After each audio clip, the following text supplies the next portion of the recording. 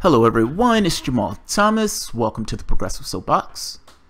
So let me make sure I am up. Yes, I am seeing green all around. The world is good. And yes, good. And let me check my sound. I always have to check this because sometimes it does weird things.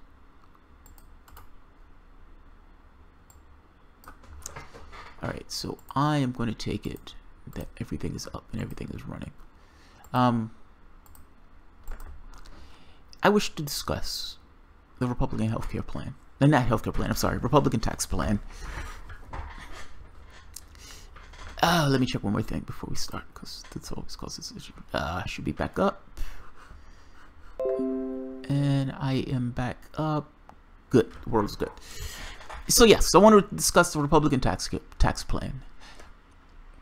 I am going to start this off. This case is going to expand into other areas, but I'm starting here because this is what needs to be started. It doesn't need to be started, but I want to start in this particular place because that's the way I feel about it right now. John McCain should drop dead. I don't care if it's a toilet that falls off an airplane that strikes him in the head as he's walking into the Senate. I don't care the means. John McCain should drop dead. And I'm saying that because in my Twitter feed, I see this today. I see this. Let's see.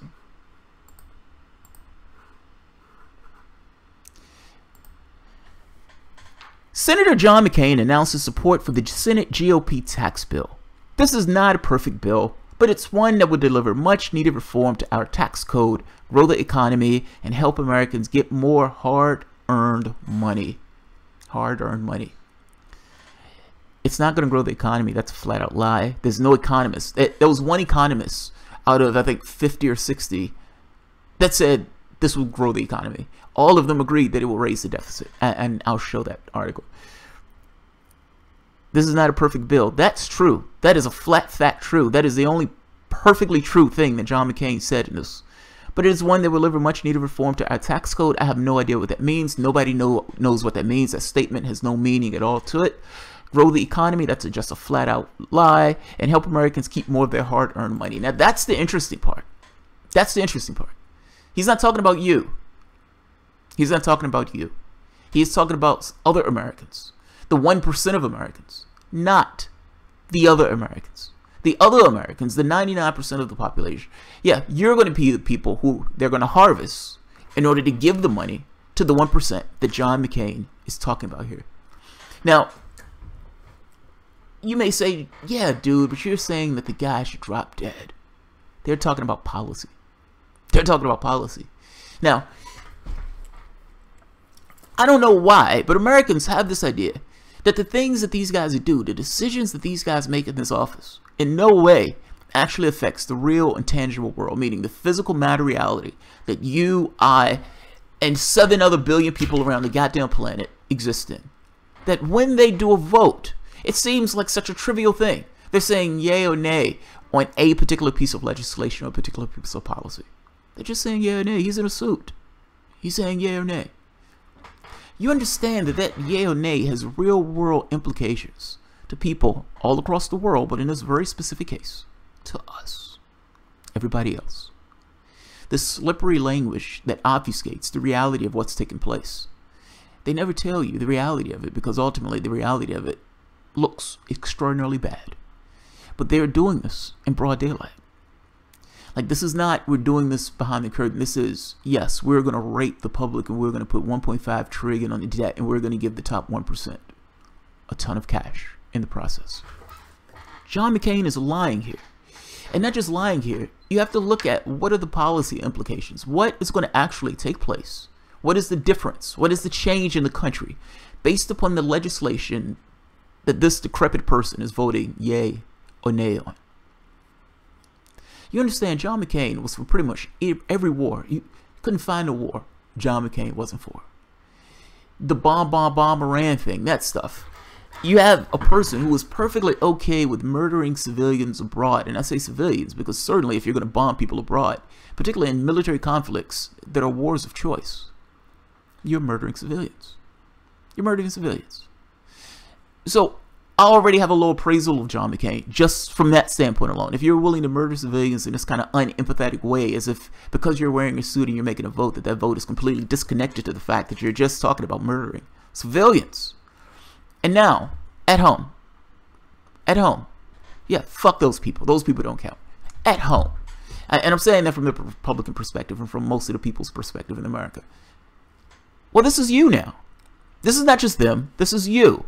When they're going to gut Medicaid, when they're going to take $1.5 trillion, they're attacking graduate students. They're tracking one place after the next, all to create some weird arrangement under this buzz line of tax reform that, again, doesn't mean anything. To give them more. To give them more. Do you know the polling on this? The overwhelming majority of the American public hates this. They're not on board for this. The overwhelming majority of the American public hated Trumpcare. The majority of the public hated this Muslim ban. Everything that's espoused in this administration, one item after the next, is completely antagonistic to the aims of the American public. There's a difference between what the government wants and what the public wants.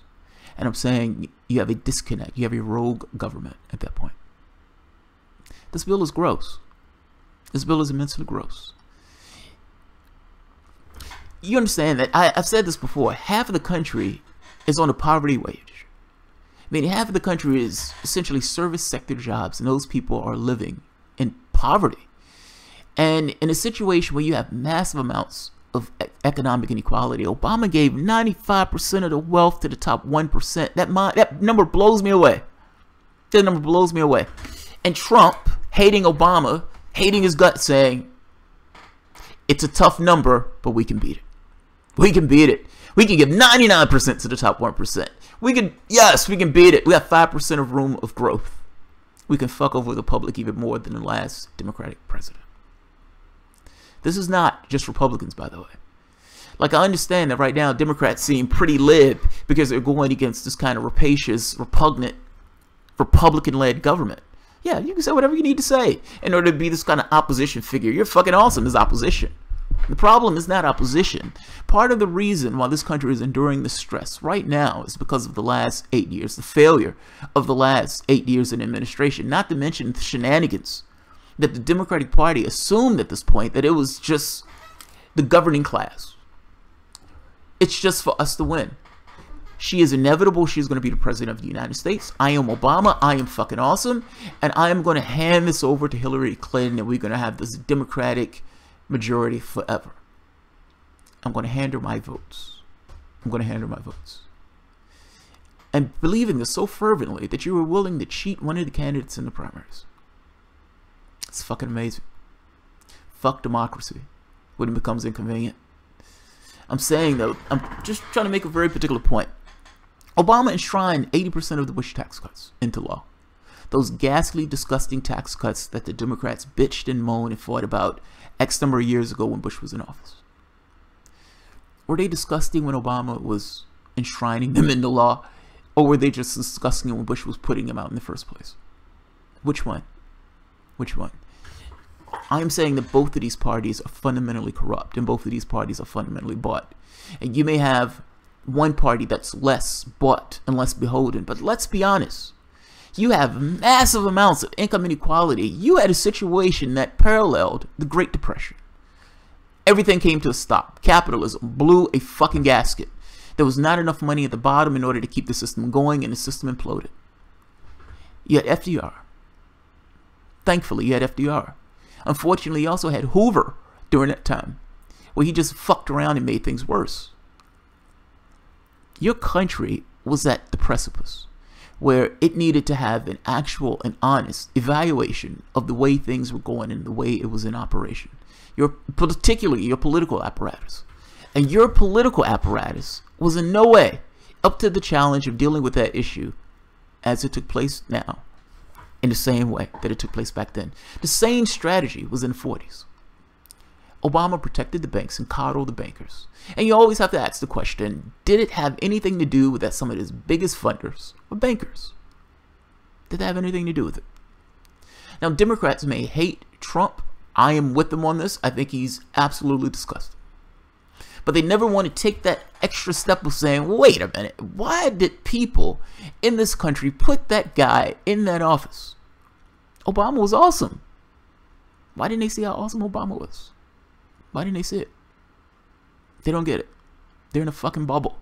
And they believe that their bubble is the real world. It is not the real world. It is a bubble. Until they come to this realization that the failures of the left, the failures of what's considered the left in this country, the faux left, the Democratic Party, leads to a demagogue. Essentially leads to this other figure on the other side that can exploit the failures of the other party to get in office. And that is what took place. If Democrats are smiling and lying, maybe we should go to the other guy. Maybe we should go to the other guy. I want to show a little bit more information about this tax bill. Just a few things. So, a study was done in Nature. They were talking about inequality numbers, how bad inequality is at different ports all across, in the world, different segments of society, and what's inequality in those societies, and how do those things correlate to some kind of revolution or collapse of societies.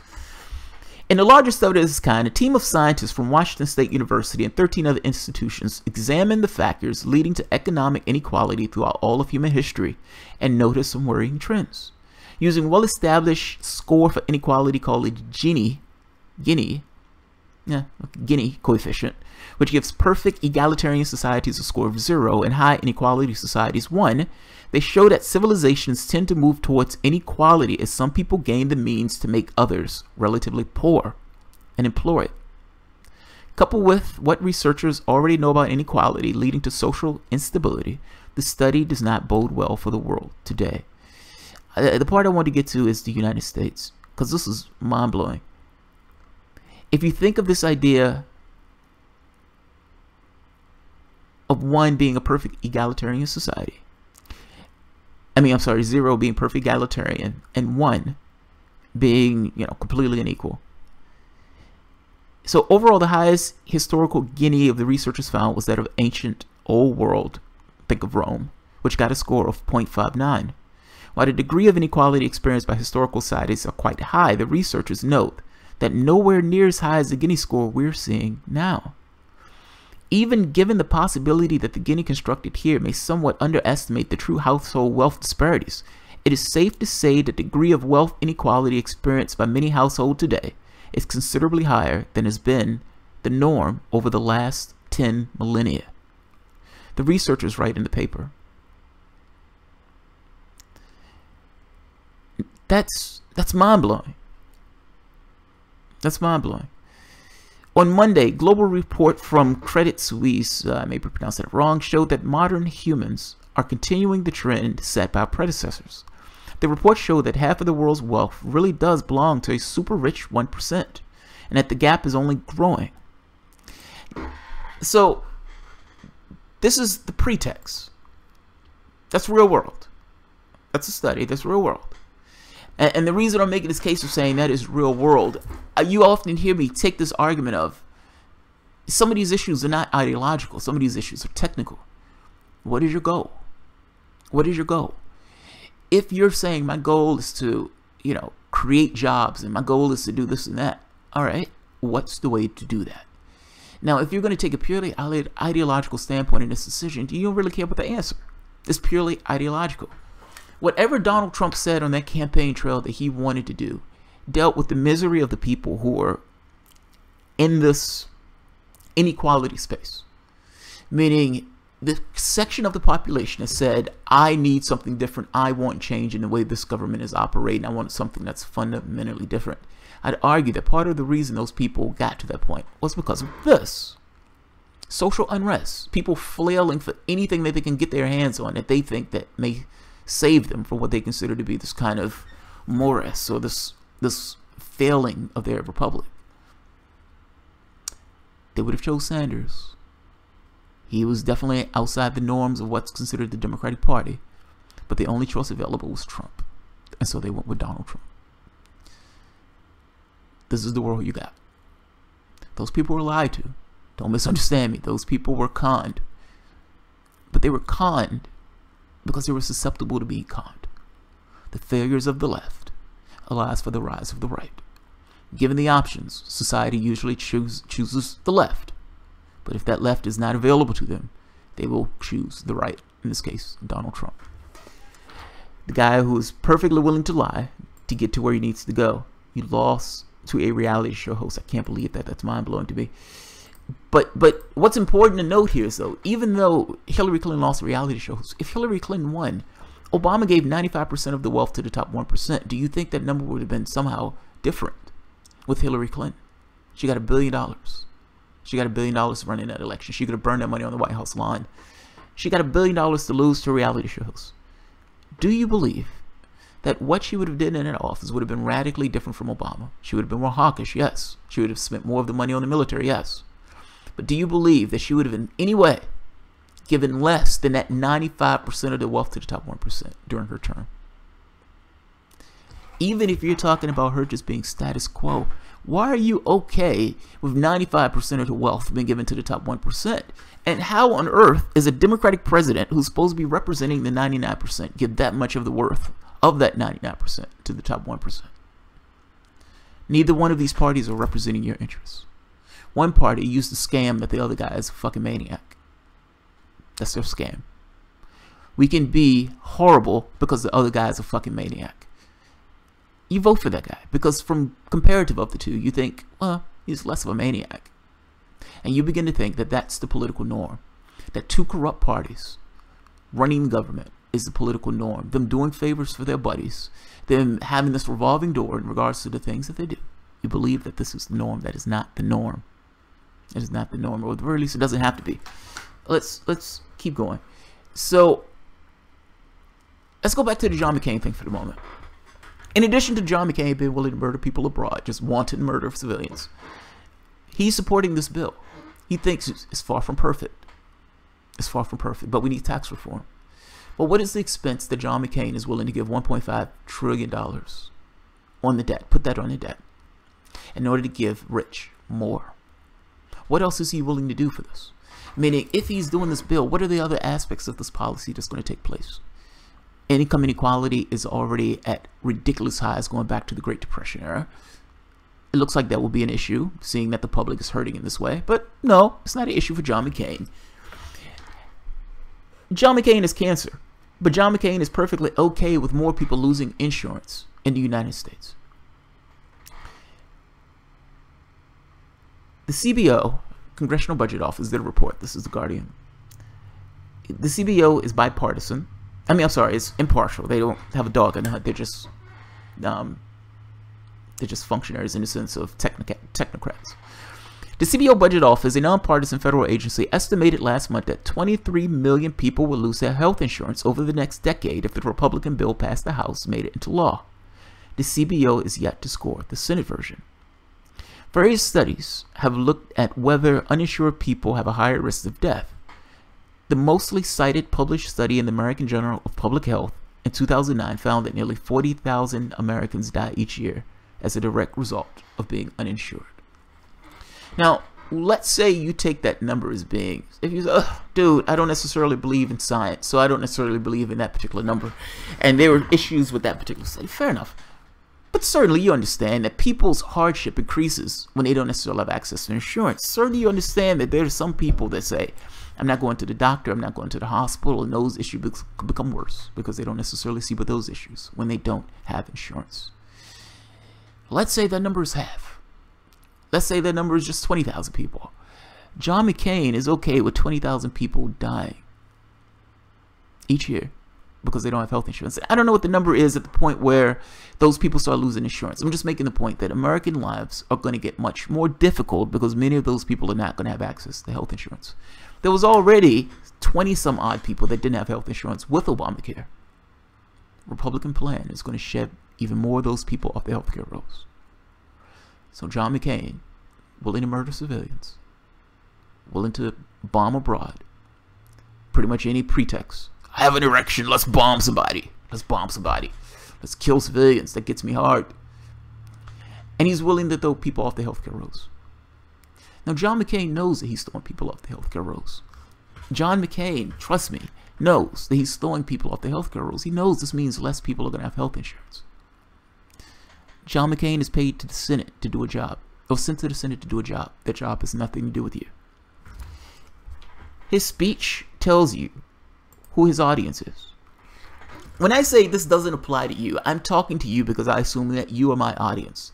Meaning people to some degree who think like me or are politically curious. Let's say it that way. Let's look at his speech again.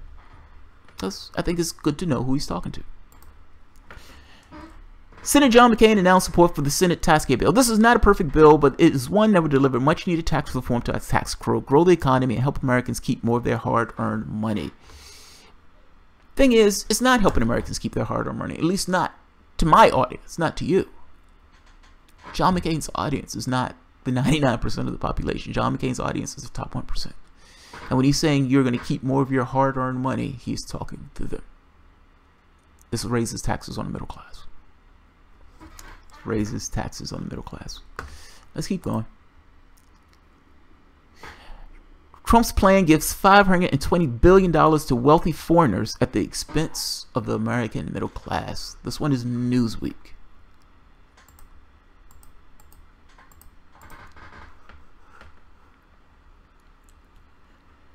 The Republican tax reform plan fails Donald Trump's America First promise. It would give billions to foreign investors at the expense of the middle class.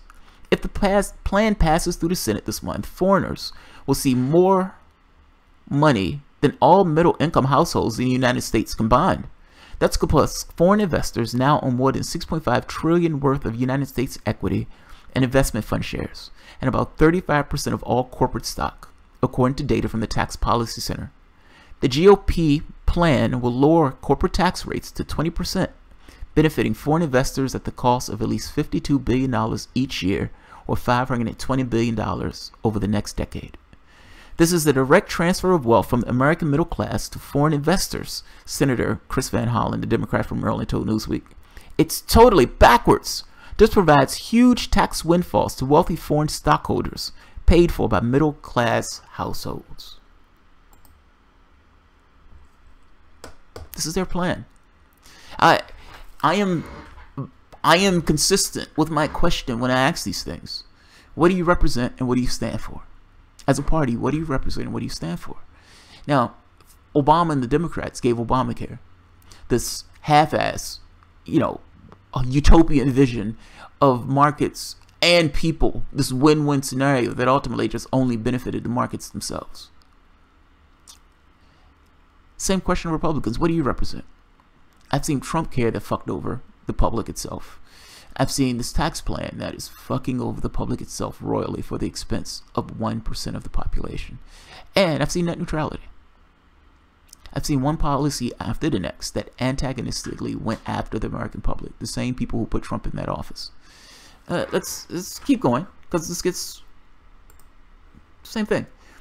80% of voters disapprove of GOP handling of health care. The overwhelming majority of the public, including Republicans, gave you a no vote. They gave you a no vote. They gave you a no integrity vote. We don't believe in this. GOP voter support drops for House tax plan, says polls. Now, the thing is, this is interesting to me because Republicans still get a 59% favor of this. Just 59% of Republicans, they're in favor. But the number of voters overall is only 36%. Yeah, it's only 36%. You must understand that the public that considers themselves GOP is a very tiny percentage of the population. So when they're saying 59%, it's a small part of the population. When you're asking the population as a whole, what do you think? Everybody in the country, not just people in one of the parties. There's more people in the country that's not part of the two political parties than that's part of the parties. What do you want? They give it, again, an overwhelming no. They give it an overwhelming no.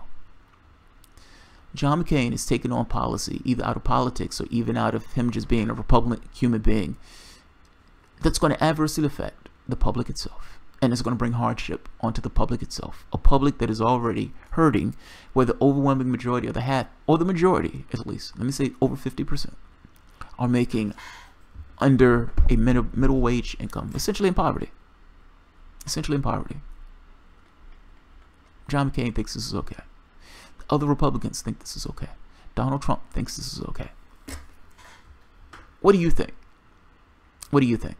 Do you believe that they're doing this purely because they're giving cash away to people who essentially give them cash in the first place so they can give that cash away? Or do you believe they're doing this on some kind of principles? That principle being, I guess you could say, principally giving cash away, taking money from the middle class and sucking it up like a vacuum to the top. Trickle-down economics 2.0. 2.0. I make this case again that you have a rogue government. That's the case that I make. Yeah, that's the case that I make. I'm going to end it on that one. Yeah, I'm going to end it on that one. I see this as being immensely problematic. Whether they get this through or not, that's still this issue of there's something fundamentally problematic with the government behaving in ways that run contrary to the society itself. That's the point I'm trying to get at. And the society itself looks at these guys as being a Frankenstein monster, like I have no control over the government. It's your government. You need to have control over your government. You need to have control over your government. If that means, you know, I guess the question becomes, what does that mean? The things in your system have somewhat seized up. Like you don't have this thing where you don't have edifices in place to create, I guess, like a bellwether, like a balancer of sorts. I'm going to bring an audience on this. What's the solution? What's the plan? What do you do? What do you do? How do you handle a situation where your government is completely out of control and has gone ballistic? How do you put your government in place? Well, I'm curious. John McCain is awful, love a free market libertarian, grinning libertarian, grinning libertarian. Cal is alright, Sam Harris is alright, Jamal is great. Oh, thank you, grinning libertarian. I'm shocked you're a libertarian. I'm surprised you like me. Robbie Millen, he talks about himself, his class. We should call it for what it is. It's class warfare. Yeah, this is exactly what it is. That's my point. See what I mean? My talk to text okay. I'll try to finish up here so I can really take part on the computer. Oh. Quentin Picado, too much of politics is a team sport. The left is right on some issues. The right is right on some issues. Look, the right might have been right on some issues. I don't know what those issues are anymore. I have no idea what those issues are anymore. So, Kushwami Kate, Lisa Hausman, I live for this show. Aw, thank you, Kate. I appreciate that. Love your channel, Jamal. Discovered you last week. Aw, thank you, Mark. Mark Hastings. Grinning Libertarian 5. Aw, thank you, dude. I appreciate that. Small bipartisan love and respect for covering what needs to get covered. Oh, thank you, man. I appreciate it. I appreciate it. Let's see. Although I want to lower taxes personally, I understand we have to get frivolous spending down first. I love government programs that work and have a basis in necessity. Yes, yes, agreed, agreed. So I can agree with this thing of the test of legitimacy. Like, Democrats have been screaming about poverty for God knows how long. And these half-ass piecemeal measures never actually do the things that they said they're going to do. Well, you can imagine people will get a bit cross with you and think you're wasting money at the point where you're like, look at all this fucking poverty. These guys said they've been fighting poverty for 50 years. It's like, come on, what are you doing? What are you doing? You are beholden to certain interests. You're beholden to certain interests. And that interest adversely affects your ability to actually go out and full-throatedly endorse certain policies that your public wants. A, that your base wants. And B, that would just be good fucking policy for the country. Yeah, pretty libertarian, I agree with you to some degree. Both major parties are run by millionaires and billionaires. This is reality. Yes, Jeremy Chase, you're right. That is reality. That's a problem. That's my point. That's a problem. What do you do about it? That's the question. What do you do about it? Is it just putting your body on the line at that point? I'm torn by this thing of violence, if I'm being honest. Like, look, at the end of the day, the government's main thing is violence. That's what the government is based off. People can have all these high-minded ideals of government and everything else. But at the end of the day, when the government is trying to enforce something, the last guy behind that is a guy with a club. I'm going to beat you, I'm going to put you in prison, or I'm going to kill you. This is the government. The government owns this. It says this is power only endowed to me. I am the only one endowed with the power to beat, kill, murder, whatever. I can get away with this stuff. But you're a horrible person if you do the exact same thing. Now, because the government has a ton of cash and the government can pay thugs to beat you and put you in prison and all this other stuff, it becomes somewhat problematic when your government becomes fundamentally corrupt. That becomes a problem. How do you handle that problem? That government that's fundamentally corrupt still has all of these measures of power, meaning all of the surveillance that you allowed your government to accrue, all of this ability to allow the cops to beat and kill at will without having any consequence. Those things were allowed to accrue and take place. All of these things are now in place. Obama would sing and he would croon, and yet he would put through the NDAA that would allow military to be on home soil and would allow people to lock us up, American citizens in black sites. But he sung so well. He sung so well. That guy who sung so well was going after the press and going after whistleblowers who was getting across this idea of waste, fraud, and abuse. The reason why I'm bringing Obama into this is because the powers that you're complaining with, that Donald Trump has accrued, where do you think they came from? They pull a shit out of a void. Is Obama accrued those powers in that office? Donald Trump accrued those powers in that office? All of the edifices and the things that you're complaining about right now slowly solidified. So what do? You have people so indoctrinated, American soldiers, that if they were put on home soil to attack something like Occupy Wall Street, will they kill American citizens? That's a fascinating question. If they were given the order, would they murder American citizens? I suspect that cops would, yes. Is there a limit to the murder that cops would take on? They've already have military equipment that they've bought back from other armies and other military. We allowed that to take place. Yes, we can have that guy in Mayberry with a fucking tank. With a tank. And when people are protesting because of bad means, because of bad things that the government is doing, because of not having this kind of social progress, or even just having a shitty society in the way the society is arranged, when those people look at the facade and they understand that the issue is not necessarily them. It's not because they weren't meritorious enough. It's not this individuated thing that they project on this world in a sense. No, we're a society. We have a social bond. We have a social contract with one another. And there are things that government does and people in power do because they're paid to do those things. And they're paid to keep the lines of debate in a very tightly constrained thing that keeps out ideas that would actually increase, you can say, the longevity, or even make this society just a better fucking society. Yeah. Your government is run amok. Your government is run amok. How do you put your government in its place when government says, I alone, even though I am corrupt, even though I'm like a mob boss, have the capacity and authority to murder and kill? And the authority that I have to do this purely comes from the fact that I have a huge amount of your tax dollars to do it with. When your government loses its legitimacy, it doesn't just go away. It doesn't just go away. How do you deal with a government that's fundamentally corrupt? That is my question. That is my question.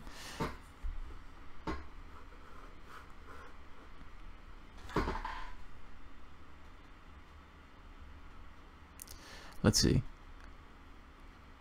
Red economics. What's happening to red economics?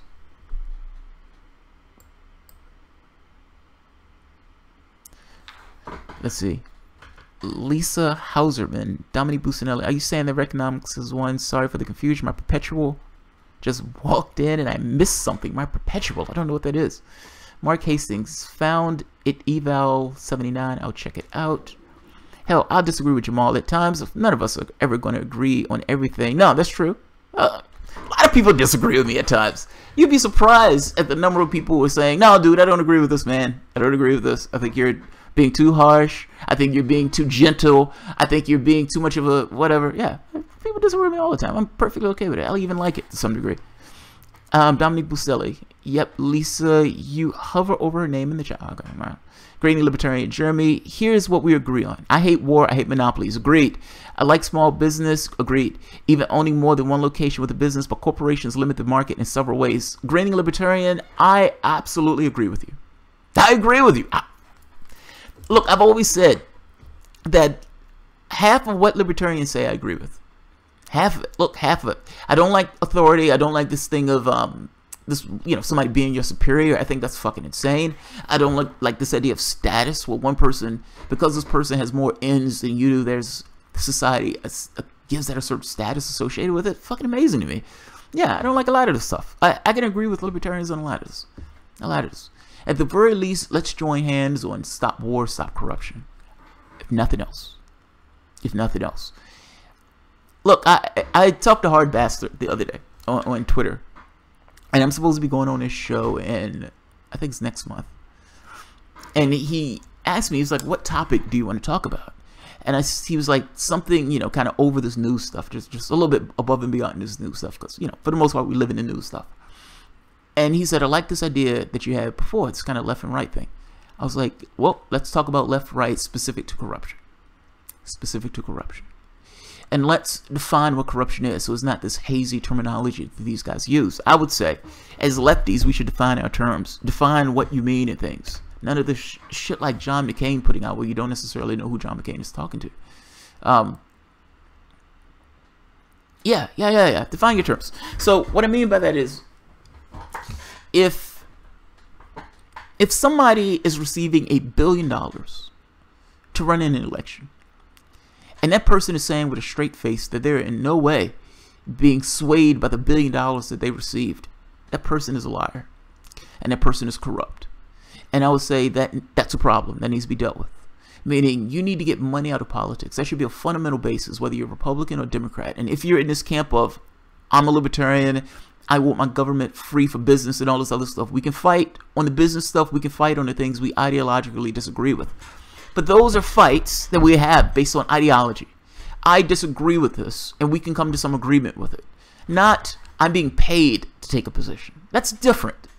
That's different. Your position is someone can when somebody is giving you $5 million to take that position. If I take this position, these guys are going to give me a bunch of money for my super PAC. If I don't, they're going to attack me with that money. I need to find other money to balance the money that they're going to attack me with. Is that the politics you want? Like, is that really the politics that you want? Somebody gave me super cash? Monkizimo. Private security thugs will also coerce, beat, kill to protect the interests of those who can afford them. Yes. Standing Rock. Yes. Yes. It's like we're going to buy security. It's like we're the one. I'm always amazed by this. A friend of mine, Jaleel, a friend of mine, best friend, my best man in my wedding. We were having this conversation, and he's a lefty. I think more so in the Democratic camp. He's a lefty. It's weird because at one point he was in the Green and I was in the Democratic Party. And I was like, why are you in the Green Party? What the fuck does that mean? And then later on, it's like, I am way to the left. And he's looking at me like, what happened? What happened? It's like I grew up. I grew the fuck up. There were objectives that I want to accomplish in the world, and I realized that those things are independent and separate and distinct from the parties that you're associated with. So if I don't like war, it doesn't matter what my party says. I don't like war. If I don't like torture, if I don't like giving 95% of the wealth to the top 1%, if I think we should have a more moral and fair economy, if I think the earth is a real thing, and I think that our environment is a real thing, and I think we should protect and honor real things, because human beings are also real things. Yeah, those things are independent of any party that I take on. I don't give a shit about the party. I want those things. So yeah, it's this thing that you put into the ground that's separate and distinct from the shit that goes on around you, if that makes sense. We're talking about power companies, and I was like, yeah, power companies should be nationalized. He was like, what? You can't allow government that much power. And it's like, you understand, you agree with climate change, like you believe in the science. This is not, you're talking to a right winger where they're like, I don't believe in science. I don't believe in science. None of those guys. Yes, I believe scientists got it right on this. Fair enough. And you understand that what they're saying is catastrophic damage to the ecosystem and the world that we live in. Yes. And you also understand that those companies, the oil companies, they knew about climate change going back to the 50s. Yes. And you also knew that they did nothing to change that, because at the end of the day, they were functioning with this idea of a bottom line. We want to maximize our profits. I don't give a shit about the larger world. We want to maximize our profits. Our reality is purely this game space, this perceptual creation where we just create profit. That's our reality. I don't give a shit about this other stuff, man. You agree with that? Yes. So why do you believe that allowing them to maintain that when they're going to just function purely for the sake of profit and not for the society itself, and externalizing all of those harm and the damage to something that's going to adversely affect the entire planet? Why do you believe that these guys are going to somehow change if you're going to leave them with this enterprise?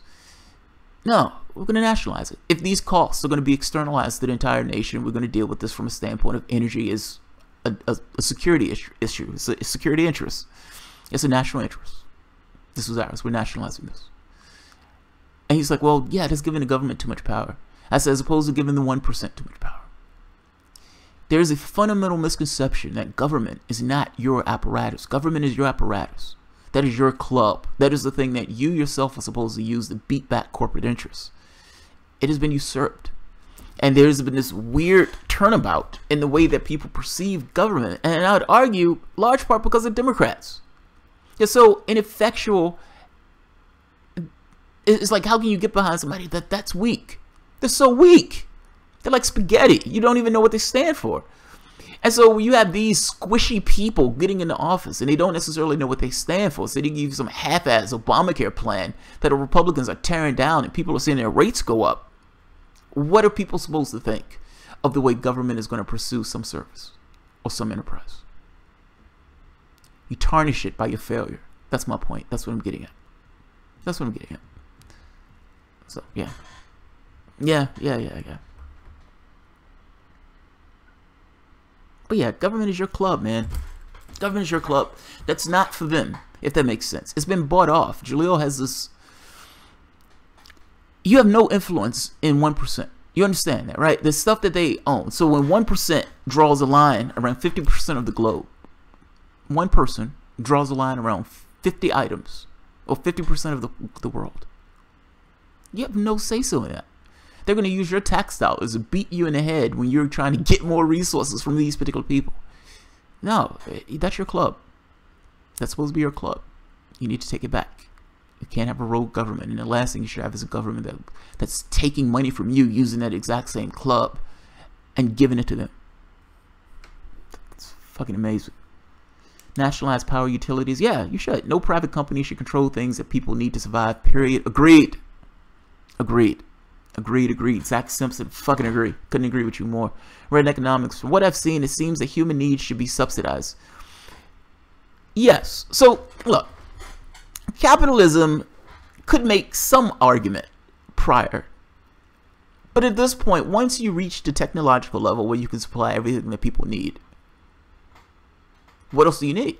Like, if that makes sense. There's no God above voicing your civilization in be any particular way. I'm always enamored by why people work so much. You have this society that's built around slave labor, creating these debt slaves who think they're free. It's fucking amazing to me. I'm always amazed by this. It's like people, they work so much purely to put money in other people's pocket. It's 99% of you. It's 1% of them. What the fuck are you doing? What are you doing? Your society has the technology to, for the most part, automate some of everything. The last thing you should be doing is wasting your time as a human being on labor. What does it mean to be a human being? And when I say that, understand that what it means to be a human being to some degree does involve work, but it's work that you yourself want to do. You're not alienated from the thing that you're doing. You're not alienated from the thing that you're doing. Allow society and allow people to actually be free. Meaning your freedom is ensured once you have the things that you need to actually be an actual, what's called self-actualized human being. The thing I disagree with libertarians on is that this is some kind of free market thing. They've been indoctrinated with this idea of free market. Your culture, your civilization, all of these things that's been poured into you, and you've accepted some of those ideas. It is difficult for you to see outside the confines of that box. And honestly, when you're trying to look out the confines of that box, you compare it to what you have. You believe that what you have is perfectly normal, perfectly natural. It's not normal, it's not anything. It's a perceptual system that you yourself currently exist in. I'm saying any comparison of that needs to take into account of what are all the horrors and tragedies that have come from this particular system. And could those horrors and tragedies have been averted with the same technological advancement by being in another system? It's a fair question. It's a question nobody asks or answers. They don't ask it anyway. Alistair Miras, can't pronounce that one. Hey y'all, about to hit the road. Thought I'd be relevant to share that I contacted my senator here in New York, Chuck Schumer, and Christian Gillibrand to share my opinion about the GOP tax plan. Fucking A. Fucking A. I'm pretty sure they share your opinion. You should be contacting the GOP's senators. They're not going to care that you're contacting them, but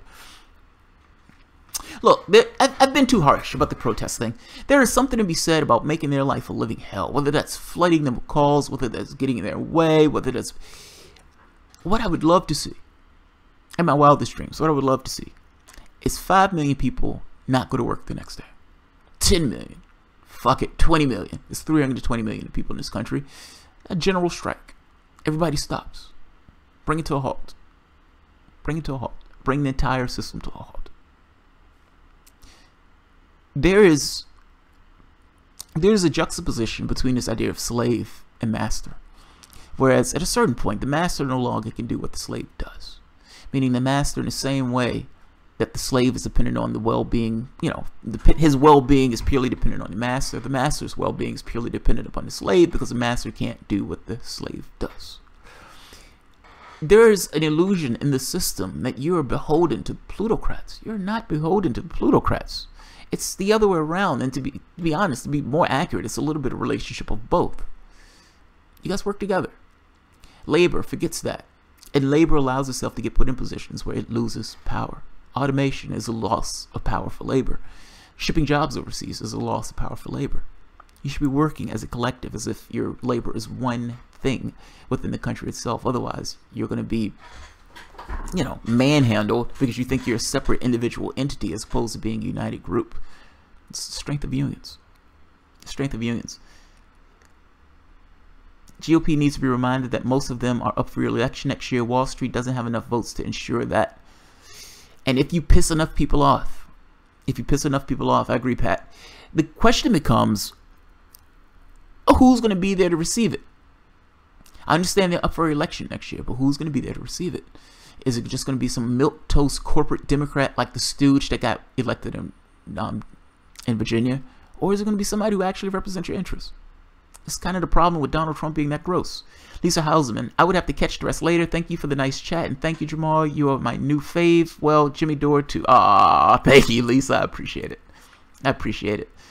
Pat Hacker, this isn't a team sport. It should be a team sport. Workers just don't understand that they're not on the same team yet. They need to be on the same team. You have all these people protesting all of these different things. Somebody protesting the tax bill. Somebody protesting the graduate bill. Somebody protesting the immigrant thing. Somebody else protesting, what's the other thing? The Trump care. Those people need to at some point realize that they're a united fist. Not to break up after each protest. To connect and unite as one united fist. Create a web all throughout the United States. If you don't necessarily like what he's doing, create a web all throughout the United States. You don't even have to form a union. You just need to be politically aligned. It's a big fucking deal. Like, look, if after each protest, one person goes and collects all the names and put it in a box, and you have all of these protests over the course of 1 year, 2 years, and in that box you have 20 million names. Those are 20 million people who should be united and connected throughout the United States as one force. You need numbers. Susan Sarandon, when she made that point of maybe Donald Trump will bring on the revolution, you understand that that implies that there is something so ghastly, so disgusting that he's doing that it wakes America out of complacency. Well, we haven't got to the ghastly yet. At least not ghastly enough. NAFTA hurt the unions, yes. The unions that have power now are longshoremen. I met those guys. Teamsters and transportation unions. They can shut the country down in a day. They should cut the country. They should shut it down. They should shut it down. I suspect they're terrified, however, and they're not going to do that. I suspect they're terrified. I strongly suspect. Now look, I think unions are fucking awesome as a concept. But if what takes place in that office needs to stop this hamster wheel. You need to stop going around in circles in regards to this existential struggle between the plutocrats and everybody else. You need to break that. You need to break that. Meaning, when this rubber band flips the other way, and it will flip the other way unless Republicans do something that just kills elections altogether. When this flips the other way, you're going to create enough political space in the opposite direction to do amazing fucking things. And you need to use that space to instantiate your gains. Meaning, go beyond unions. You need to go beyond unions. And you need 2 terms. I mean, 2 full presidential terms. 4 terms. Not necessarily for you, but whoever you pick as a vice president need to be able to ensure those gains so those gains will last. which means you can't fuck it up. If you're going to do something, you need to win. It's flat fact. You need to win.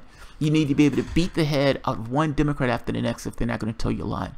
Because what I suspect may happen is some random milquetoast Democrat is going to be standing there to take the bag when people are so pissed at what Republicans are doing in that office. Which means that whoever gets in as president, if that person is not a lefty, he's going to be in a situation that FDR was, where he has to beat Democrats over the head in order to get those Democrats to pull his particular agenda. So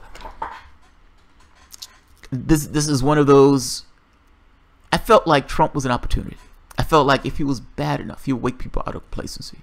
My concern was that, I think I have a video going back all the way to when he was first elected, that people may be so grossed out by him, so repugnant, that they think of him as something separate and distinct from the other Republicans that's come before him. He's not. He's just Republican. Republicans are just grotesque and repugnant. That they will be willing to vote for any milquetoast Democrat that put up. That's my thought. That was my concern. Our revolution has been doing great work in trying to put people in that office. Will they be able to do this on a federal level? Meaning, you know, put it this way.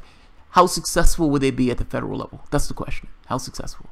And how successful will other agencies or organizations be at pushing some of these Democrats out? Or are you going to have a regular milquetoast status quo Democrat that's waiting there with the bag to essentially pick up the slack from the people who are running away from Donald Trump like he's a fucking Godzilla stomping through Tokyo? That's the catch. That's the catch. I mean, the gamble is higher than that, because then you're talking about, is he going to do something insane, like start some kind of nuclear war or something? But it's a gamble, man. There are no easy outs.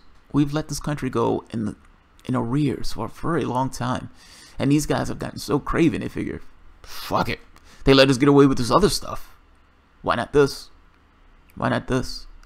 Let's take the blindfolds off. Let's stop pretending. We're raping you. Yes, we're raping you. We're looking you in the eye as we rape you. And you're going to be okay with it. Otherwise, what are you going to do about it? And it's the what are you going to do about it is the question that fascinates me. What is the consequence when a government that gives itself the authority to murder, beat, and imprison people goes rogue? And what does the population do in that situation? I don't know an answer to that question.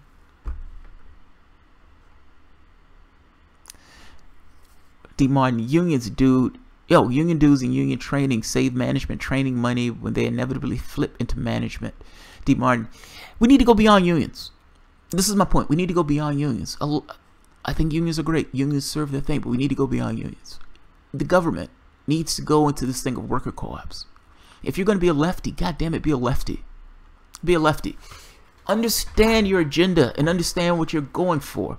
And the catch is, there is no way you can take this particular perspective unless you're true to who you are. Meaning, a milquetoast Democrat is never going to put out this thing of worker co-ops. Never going to do it. They're never going to utter the term. They're never going to mention the name. You're never even going to hear a regular milquetoast Democrat talk about class warfare, which is literally what is being waged.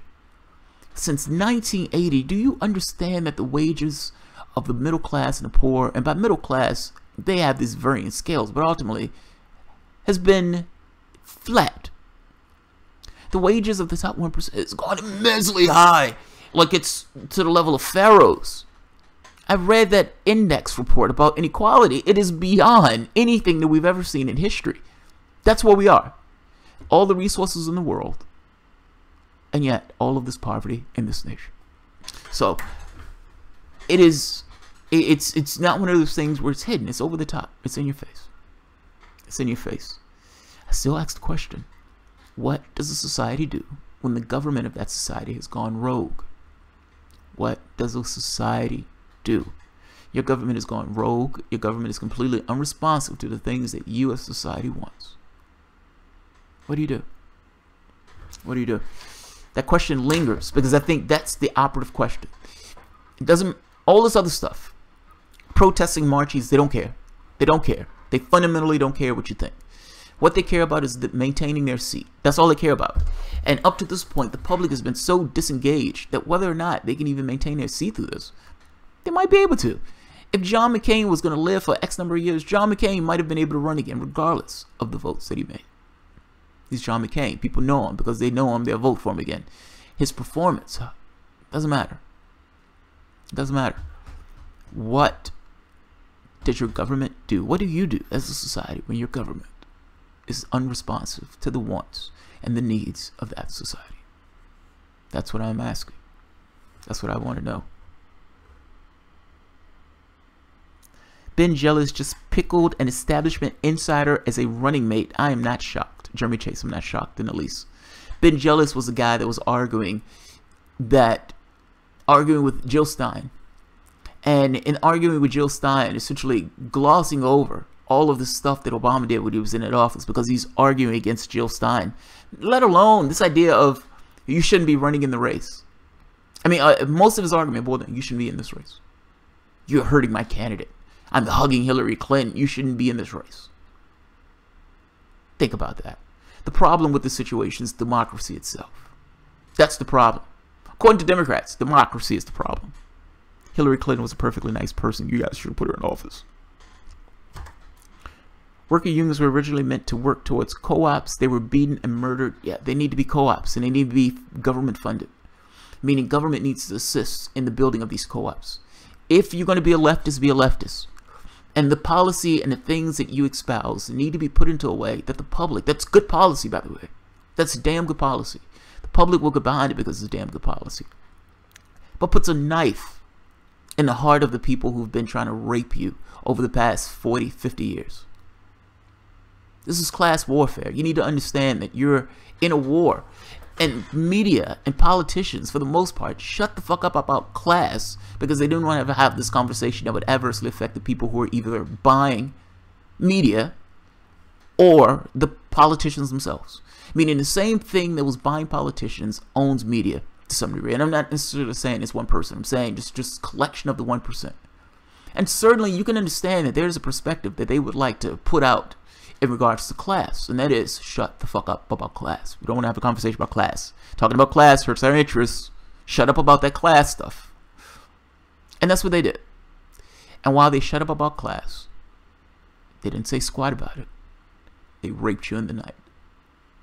They raped you in that silence. They're doing it in the open now. It's broad daylight. It's broad daylight. They don't expect you have any recourse whatsoever for them doing this. It's clearly a lie when they're saying any benefits that they're saying, the benefits are not necessarily for you. They are absolutely raising this by $1.5 trillion. They are absolutely raising rates on the middle class, meaning taxes. They're absolutely giving $520 billion to foreign investment. These are things that are taking place in this budget. These guys screamed at the top of their lungs that they couldn't raise the budget by 1 penny. And turned around, raised it by $9 trillion, and now they're going to put $1.5 trillion of debt on that budget purely to give that money to plutocrats. That's fucking amazing. That's absolutely fucking amazing. I want trials for these traitors, and I want them dead. Zox, Avox. What does the society do when your government has become completely unresponsive to the needs of that society? That's a fantastic question. And I don't say that in sense of violence. Don't misunderstand me. Any government that implodes, you're going to have trials because ultimately the government imploded for a reason. These people were fucking around. And so, yeah, when you're looking at your government after the fact and people are like, I don't understand why we were in a trance.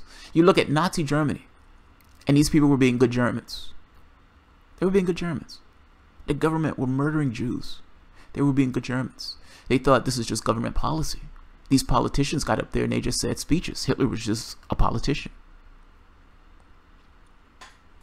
Look at your society from a third-person context. Look at it from a third-person context. Look at the way people function in their daily lives. Your society was torturing Iraqis. Your society invaded a country and murdered 1 million Iraqis. Your society has been invading one country after the next. Your countrymen, half of the countrymen, while your country is doing this, is spending trillions in this way. Half of your countrymen is in this low-wage job living in poverty. Look at your country from a third-person perspective. What does it look like? What does it look like?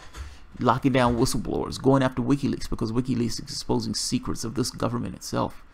mass surveillance, illegal, mind you, mass surveillance that they were caught with and slapped on the wrist for doing. None of these things were prosecuted. None of these things were even seen in the light of, hey, we need to have investigations in order to get to the bottom of this, and the people who got involved in this need to be prosecuted. Off the table. What happens to a government when corruption is no longer prosecuted? And if corruption is no longer prosecuted, do you believe that these people are going to have this massive amount of integrity to say we don't need we don't need people checking for corruption. Our integrity is priceless. What happens to the government at that point? Does that government become rogue? I would say yes. What is the responsibility of the society when your government goes rogue? That's my question. That's what I want to know. The argument that I make here is that one policy after the next, whether you're talking about Democrats or Republicans, in no way address what needed in society itself. All of these things were ideological choices based purely on the party, where the party was making a determination of what it wanted to do. It had nothing to do with what represented the public itself. Whether you're talking about Democrats or whether you're talking about Republicans, your government has gone rogue. That is my argument. That is my perspective. That is why I stand. I think this process is rigged. I think these parties play these kind of gamesmanship where one party pivots itself against the other party, so they play off one another, doing this kind of ping pong back and forth. When people get tired of one, they go to the other. Never really find a solution because neither one needs to find a solution. Technically, from their standpoint, we're the only game in town. We're the only game in town. You come to either us or you come to either them. It doesn't matter what we do in the office. Doesn't matter. Doesn't matter at all. Jetting over Holly's weekly stream. I'll catch you on the next one if you do more tonight. Oh, I didn't know she was doing a stream tonight. BB Hammer, not true. Study show how Lincoln was elected. All right, this is gone for an hour, so I'm going to end it with that question. Yeah, I'm going to end it with that question, man. It's like, what do you... Yeah, I don't know an answer, which is why I'm asking it. This is not like a lawyer asking a question. What do you do when your government is unresponsive? Put it in context. You had one party outright cheat one of the other people running in the contest because that party had a very specific person on who they wanted to accede to the office. Democracy is a problem. Democracy is a problem. It's like you guys are dogging out Hillary Clinton, man. She's a perfectly nice person. Wait till we get her elected through nefarious means. You'll like her after that. Good question, Jamal. Alistair Morass. Yes, I think it's a good question. I think it's a good question. That's what I'm asking it. I don't have an answer. I don't have an answer. Zox Avux. Yep, New Zealand is a global warming safe zone. What does that mean? I don't know what that means. Manhattan pulling up the drawbridge. Pet hacker. Lionel is fun, but he not a political scholar. He's a media guru, which translates to a propagandist. Propagandist. I love that term. Kim.com going to get assassinated as real money moves in. Zox Avux. Yeah, I've heard about him doing that. It's like a private internet service. I heard about that. All right, guys. I am going to end this. Mrs. Thomas is not feeling well today, so I'm going to go check on my wife. I'm going to be a good husband, check on my wife. So, what is the previous comment? What's the previous comment? Man, let's see. What was the previous comment? 1% moving to New Zealand. Saudi building a city in the middle of the ocean. Bill Gates building a smart city in the middle of the desert. The signs. Yeah. That's fascinating, right? That's fascinating. This idea of plutocrats saying we're getting the fuck out of Dodge. We're getting out of Dodge. Yes, bad shit is about to happen. We need to find safe zones. Yeah, pulling up the drawstrings. Augur, yeah, I agree. The Saudi thing is fascinating to me. The new Shah King, whatever the hell they call him, the one who's taking power and locking all those people up in that corruption ring. His idea for that city is amazing. It's breathtaking. Like, these countries have the capacity to do it, man. You can create a smart city where a lot of this stuff is automated, and the majority of the jobs and all this stuff, technological smart city. You can do it. You can do it. I mean, we can't even build high-speed rail in this country, so it's not going to happen here. But Bill Gates is billions and billions and billions and billions of dollars. He can do it. I always thought to myself, if I had $40 billion, what would I do with that money? And would there be enough money to make the world a better place? I think so. I mean, you would have to do it in a particular way. Not global warming, collapse of the petrodollar. Well, that too. Either one. Augur, you go on. I mean, I think what they're talking about, though, is this awareness or this feeling, this general feeling that we're going to hit a rock. I think that's the general feeling.